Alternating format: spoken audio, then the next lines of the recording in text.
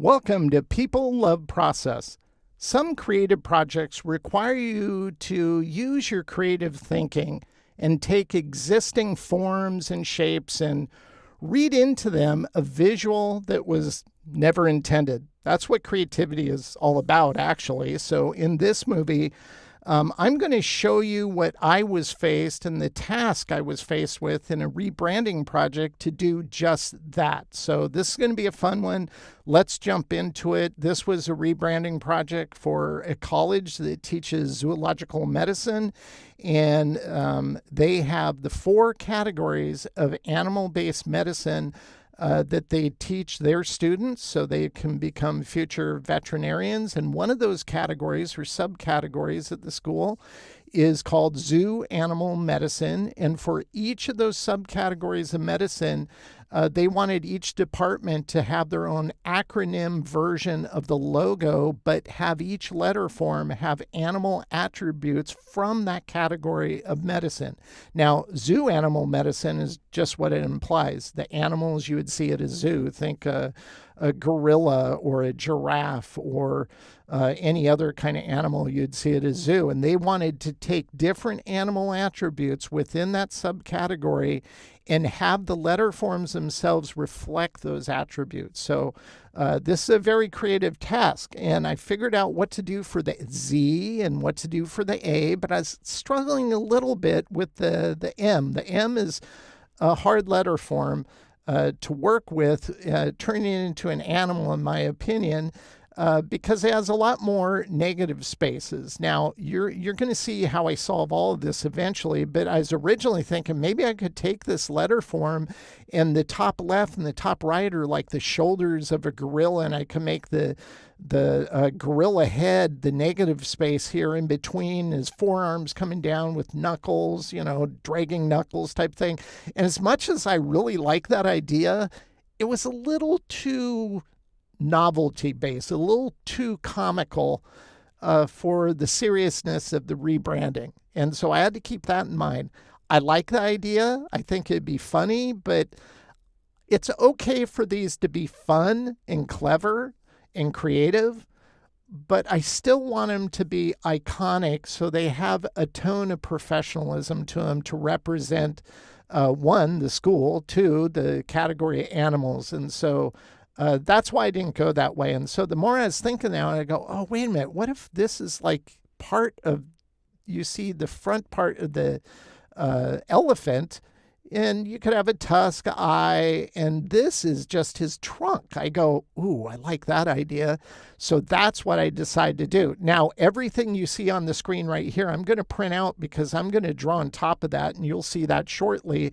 But before I did that, I always like to look at reference to see what the real world is going to give me cues on that makes an elephant an elephant. And I think one of the big cues of an elephant is, of course, its ear, but I'm not sure how much of that I can work into it, but I might try to draw it out and see if that works. I don't think it will. I think we definitely want to capture the eye. We want to have a tusk of some sort. I like these tusks showing up. And I always look for this is kind of going to be side views. So I'm looking at side views of photographic elements. And then on the trunk, the creases on the trunk, I want to capture those in a more iconic way. And the end of the trunk. Now this looks, I have to admit, their trunks are kind of weird looking. You're so used to thinking of an elephant, you don't look at it as if you've never seen it before. But if you force yourself to do that, elephants kind of look weird. And the trunk itself, I'm not going to form it like this. I'm almost going to form it more like this, but I'm going to, again, iconify it. I think that would work better. So what you're going to see me now is drawing out the letter form based off of the template that I printed out. Then we'll come back to Illustrator.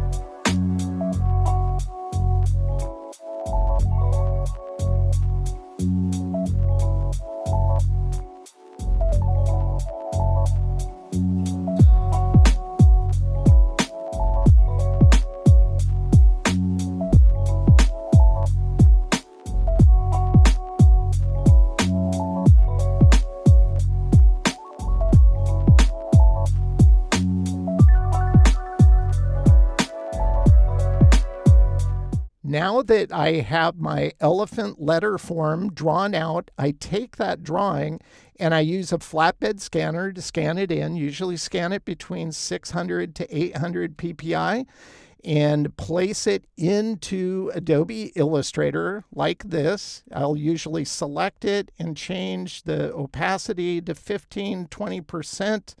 And I go ahead and lock the layer. Now, I'm not going to recreate the letter form. We just drew it based off of the letter form, but we can actually use the letter form here. It looks like I have 2 strokes here. Let's go ahead and ungroup that. I do. So I'll go ahead and just change that to a magenta 5 points. And let's zoom in because we're going to be zoomed in on this. So this gives us most of the base, but we need to create the eye. And guess what letter or what tool I'm going to use for that? Yes, the easiest of all shapes, the elliptical shape, and we'll create the eye like this.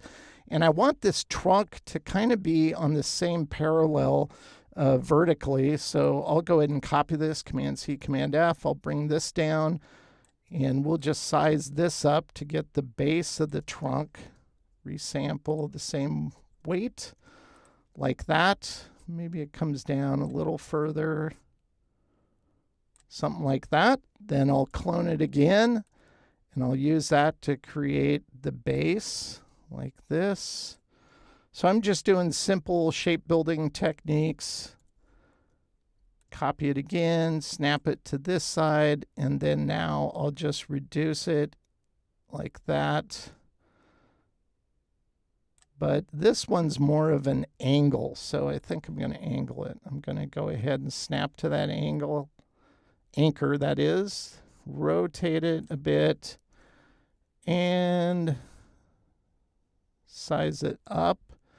Now, what I'm going to do next is, it's overlapping. We don't want that. So this is where I want it to be positioned right about there, but I want it to start at that circle. So what I usually do, this when I go into keyline mode, and I'll go Command Y. And then I'll just drag this over until I can snap it to that. Now, I have Smart Guides turned on, Command U to toggle them on and off. So that's how I snap it. Now, when you have Smart Guides turned on, once again, you can toggle them on, Command U, and toggle them off with Command U. If you hover over an anchor, it says you're over an anchor. It'll also give you these readouts of the coordinates. If you're over a path, it'll tell you that. And when one path overlaps another path at times, this is the one that's a little inconsistent in my opinion. This isn't giving us a readout that says intersect, but if it's directly on top of another path, it'll say that. But in this case, it's not. That's okay. We're going to go ahead and use this since this one is on top of the larger one we created. We'll just go to Pathfinder and go minus front. We created a large crescent shape. Let's zoom out just a little bit. You can see that. And all I'm going to do here is I'm going to go to where the anchor point is on this. I think we'll do it right about here. Now, I'm not being precise here because I'm purposely not using a plugin I would use to do this, which is called Collider Scribe by Astute Graphics. It makes this kind of building, you don't have to eyeball anything. It just snaps, and it snaps one edge of one shape to the edge of another shape. And you can turn on a preference. It'll create a point there, which makes life so much easier. But that's not part of Illustrator natively, so we're just doing native methods in this video, and I'm going to select this and edit it by trimming that off. So we end up with these two shapes like this for the trunk. I'll select these two. And if I had to guess, this is probably going to create a redundant point right there. My experience with Illustrator, that's usually what happens 99% of the time. So we'll unite it. We'll go in. Yeah, I can already tell it has a redundant point. So you can see it creates a redundant point like that. That's okay. We'll slide this over and I'll snap it so it's on top of that one. Now, because I've physically assured that it's a redundant point, if we go to this panel, notice this warning. This means, hey, you got a redundant point.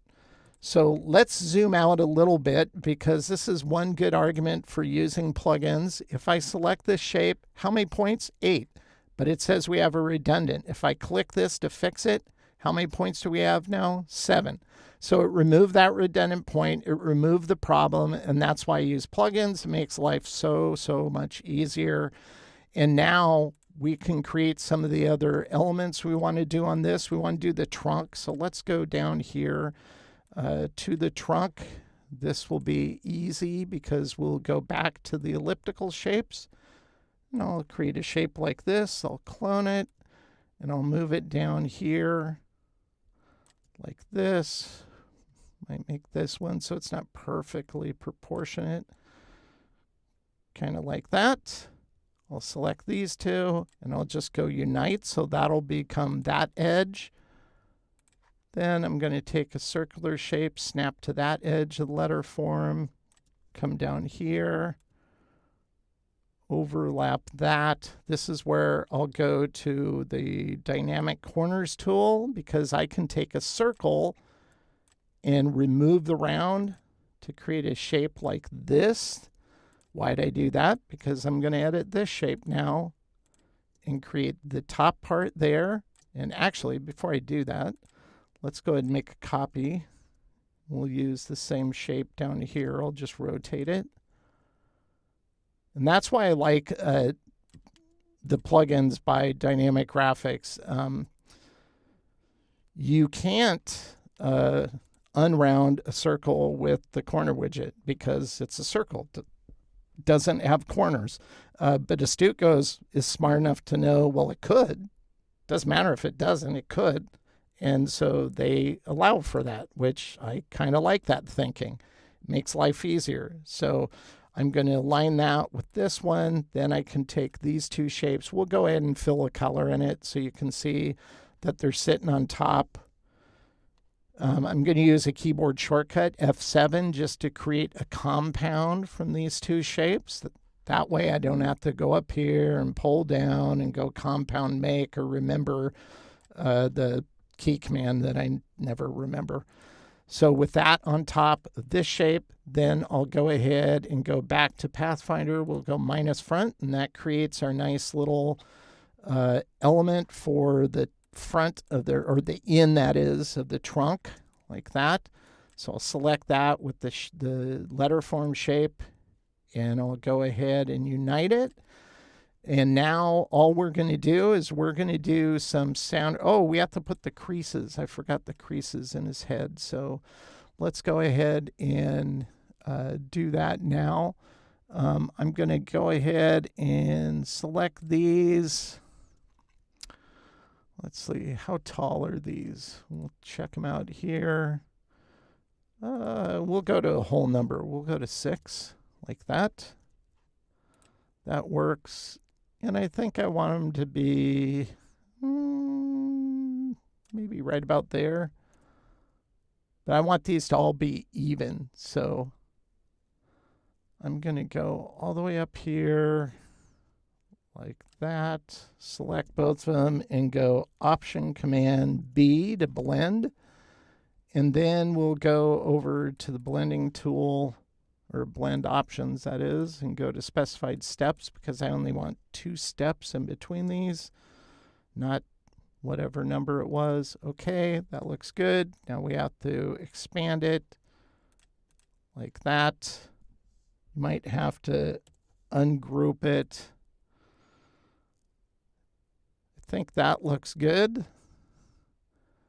I think what I'm going to do, though, is I don't want to recreate this over here, so I'm going to go ahead and copy these. I'm going to snap here, go to rotate, click here, and that way I can align it with this angle. Now this is where I'll just kind of eyeball it. I don't want it to be too close to the bottom, something like that.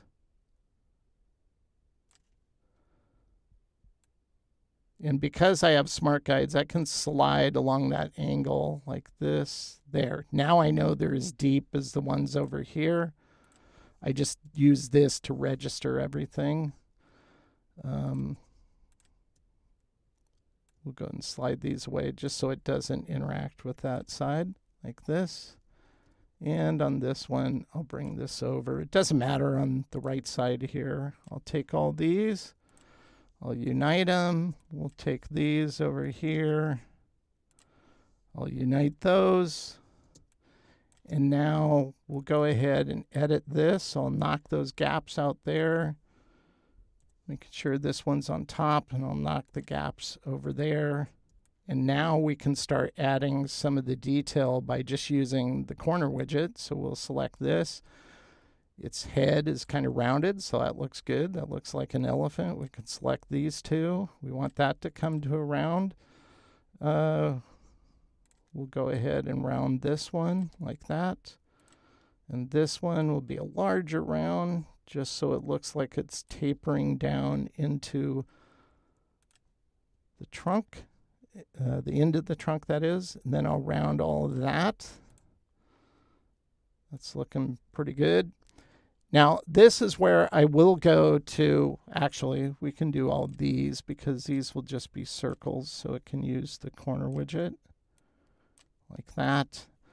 But I want even subtler rounds, and this is where I like using Astute's Dynamic Corners tool, because I don't know if I want all these to be the exact same round. So let's zoom in on this. So I'll do one first, and I'll go something like that, and then I'll just apply them to the other corners by clicking on them like this.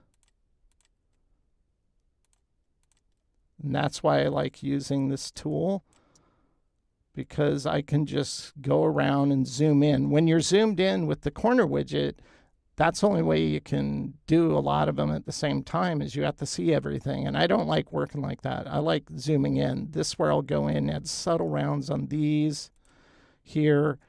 And you can see down here, I got an extra anchor point here. So this is where I'll go smart remove.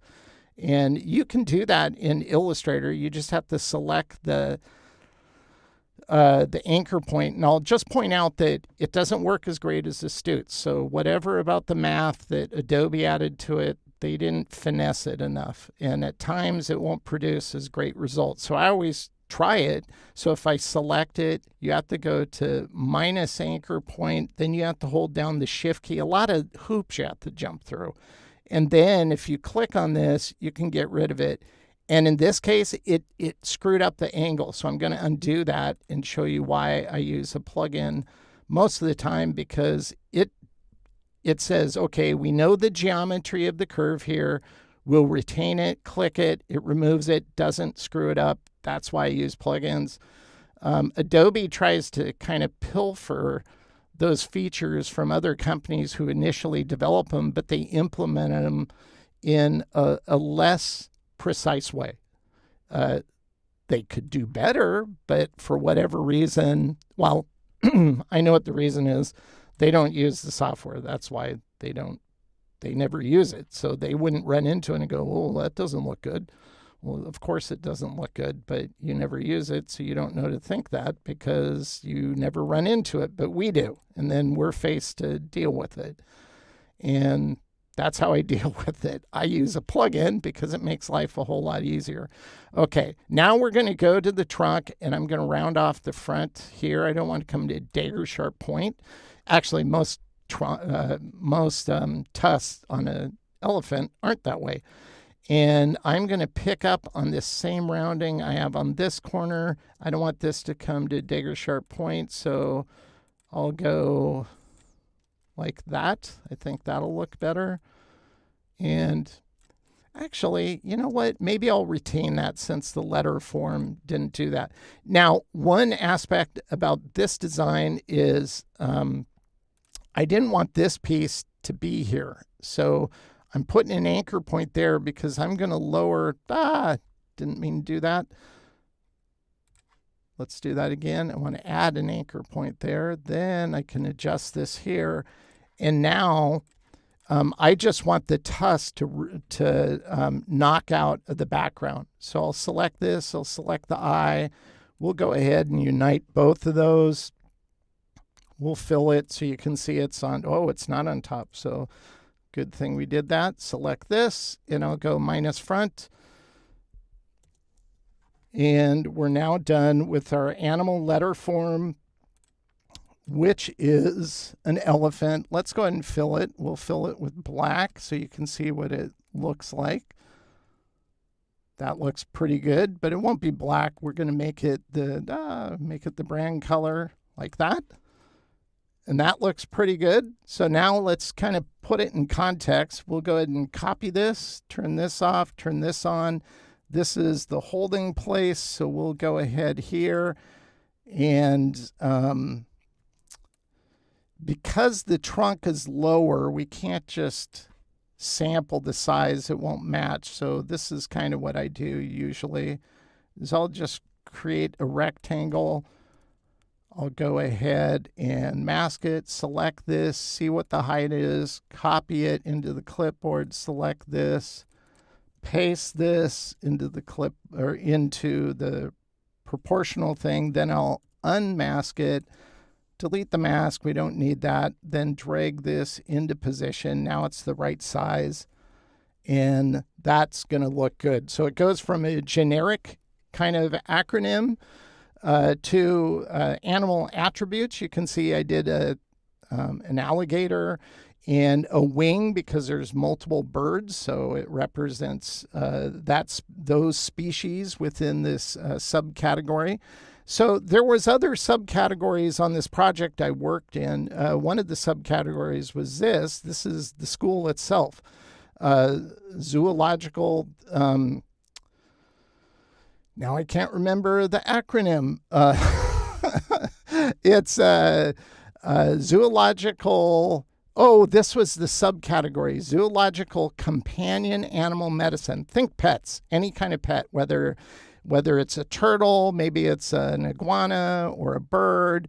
That's what we're dealing with here. And I want to show you a way you can think about how to pull this off if you want to do the same type of thing and experiment with coming up with an animal one on your own, is reference again.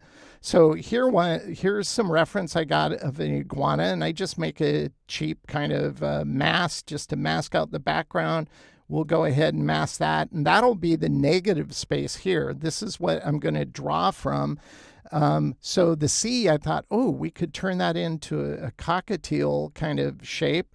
And again, a really bad mask job, but that's okay. This is just to guide our drawing efforts. And then, of course, a turtle that can make up the negative space of an A, and the rest of the formula A will do it. And I don't even bother to get reference for the M because I thought of an animal that's so generic in terms of its being iconic that that'll be easy to build, and you'll see that shortly. But this is what I would print out, and on top of it, I draw out so you can see how I simplify shape and form. And then I thought, oh, it'd be really cool if we turn the back part of the Z into like a iguana claw. They have gnarly looking claws. And so I did that as well. And this is where, again, I'll just go to transparency, usually set this for about 20% like that, lock the layer, and then I just build on top of it my final vector artwork. So these were the sketches. This was the vector building. And so now what I want to do is I want to go ahead and edit my letter form. So we'll do that quickly. I'll zoom in on the Z here, and I'm just going to bring this down kind of like this. We don't even need these. We can just delete all of these actually like that, because this will knock out there. And then on this one, I'm going to bring this over. We'll bring that over like this because this is going to be negative. This is going to be positive. So we'll select that. We'll select the Z and we'll knock it out. We'll select the arm. We'll unite it like this. And then I like to clean up as I go. We don't need that one. We can remove this, and we'll go ahead and color this one like that. That looks pretty cool. We're going to go over to this one. Again, all this inner part here, we don't need this. I can pull it over. We'll just pull these to the inward part like this, because this is going to knock out of everything. And actually, all these, we could just go like this. I like Astute's path scribe because I can retract all the handles kind of like this. It's kind of helpful. Otherwise, you'd have to go to the anchor point tool and retract all these kind of manually. So you can do it. Once again, it just takes more time. So we'll take all those. We'll just get rid of those. Now with this shape on top, I can select that and I can minus front so you can see the cockatiel that shows up. I think that looks, oops. Let's undo that. I accidentally hit a key. I think that looks good. So we have that. And of course, on the A, we can get rid of that shape. We don't even need it. Take this, select the A, minus front. Now we have everything for this. And on this one, I thought, oh, this could be rabbit. Now, we owned a rabbit for about 8 years. His name was Mr. Chubbs. And unfortunately, Mr. Chubbs just recently passed away, so that kind of sucks. He was my buddy. He is always up late at night, and I would sneak him vegetables and stuff, so he liked me as his buddy. So we'll go ahead and do that. We didn't even need that shape. And that's how I would create the M. This is how this acronym came out with the type underneath. This is how the final one came out. And I'm going to show you, now the client's already seen the design directions and they picked a direction to go. We're still making some tweaks to it, but this shows one of 6 brand systems. Brand system including the parent logo, all the subcategories, and all the other brand assets we're going to provide. And so this shows the brand system for one of the directions. This is their primary or their parent logo representing growth in the 4 categories of medicine. They have an acronym, they have an animal attribute acronym, and then all of the subcategories have their primary branding. And they wanted 2, whether it's in the aquatic, they wanted a mammal and a fish represented. So we have a shark, a walrus, and we use the acronym of the college itself, which is the American College of Zoological Medicine. And you can see each subcategory of medicine has animals representative of those subcategories. And we created the animal attribute acronyms for each of those. This is the one we created here with the M. And then we have the zoological companion animal medicine I walked you through as well. So this project has turned out to be one of my all-time favorite projects to work in. It's just been a total blast. I love animals, so it's really passionate for me to help an entity like that, mainly because animals are just cool. And I've worked them into so many logo projects over the years because they make for great visual metaphors. I encourage you to try taking a letter form. It doesn't have to be an American letter form. Take one to your native language and see what animal you can make it look like. Remember, to look at both positive and the negative areas of the letter forms and then do some shape association and have fun with it. Thank you again to those who have subscribed or become members of People of Process channel. I really appreciate your support.